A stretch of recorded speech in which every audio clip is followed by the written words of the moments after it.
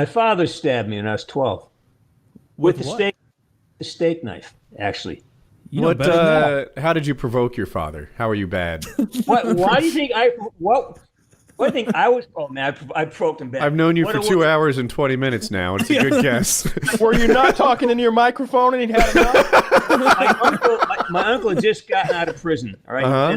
he'd been in prison for 20 years. Your father's He- showing off. Trying to and look cool.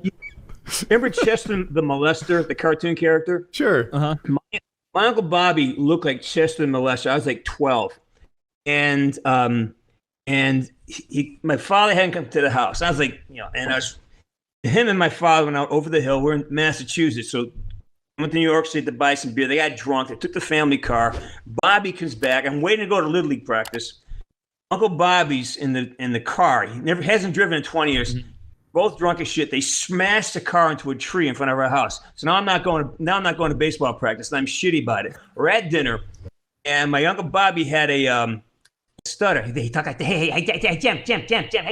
And I'm 12, and I'm a smart ass, and my sister's got big knockers, right? And Bobby, hey, can I date Karen? And I'm like, my father, they're just hammered. And I start fucking with my Uncle Bobby. Hey, Bobby, pass the and my father just cut it out. My mother used to keep this tree of cups, coffee cups in the middle, and remember those steak knife holders in the carousel.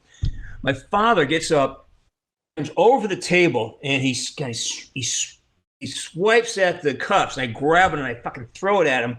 And I pop him right in the head. My father grabs a steak knife and he lunges across the table, and I jump up and boom, right there right in the oblique, right?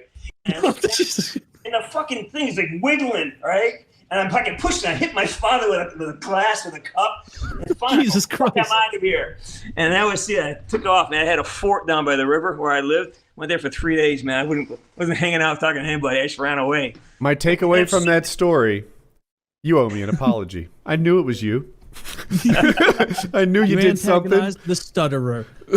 So it couldn't have gone in very deep if you were able to hang out for 3 days. Well, what happened was it was about maybe an inch and a half, but it's right here. Like he caught me right, and it got under the skin, so it hit the oblique and bounced off my hip muscle and got caught in the flesh, right? But it was in pretty deep, and I couldn't. It was like wiggling, so I ran. I went down to the fort, and I was trying to get it out, but it was serrated.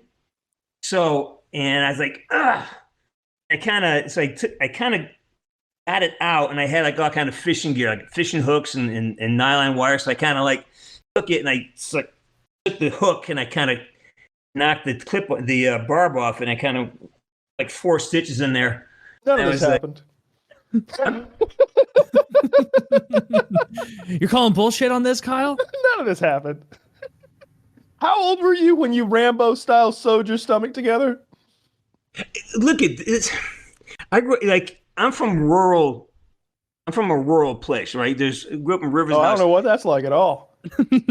This is commonplace where I'm from. A lot of drunk people, like getting cut. You get cut, you get your head split open. I got kicked in the face with a hockey skate right there, and it split my face open. My coach took white tape, wrapped it around my head, and put me. I didn't miss a shift. That was me at 9 or 10 years old. So by the time this happened, I got cut. I got beat up all the time, and my father was just a nightmare. Do you have a good relationship with your dad now? Or he's dead. I don't know if he's alive or not. I'll get your dad. Too much drinking and swinging knives around. Did anything like that happen again? No. I was like, I didn't go back home for like a week. Kind of like stayed in the fort, and then went to my grandfather's house, and then Uncle Bobby went away, and we just we weren't a family that talked about shit.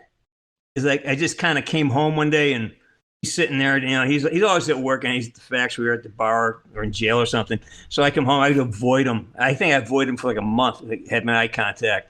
Fine, I need a ride to practice. All right, get in the car. So that's kind of how it was. I sat there and I probably didn't talk to him for the rest of my life. Was your dad in and out of jail, you said? Yeah. He had issues. What did he go in for? I mean, violent stuff, it sounds like. Had bar fights. He's gotten a lot of angry guy, bar fights, petty criminal. He stole some shit, and but we were lucky because it's a small town, so you go in and some of the people I know were law enforcement or judiciary, so we kind of had help. And then a lot of times they just put him in a nut house. They take him over and put him in a place called Jones, which is a psychiatric ward at the local hospital. So he spent a lot of time in there.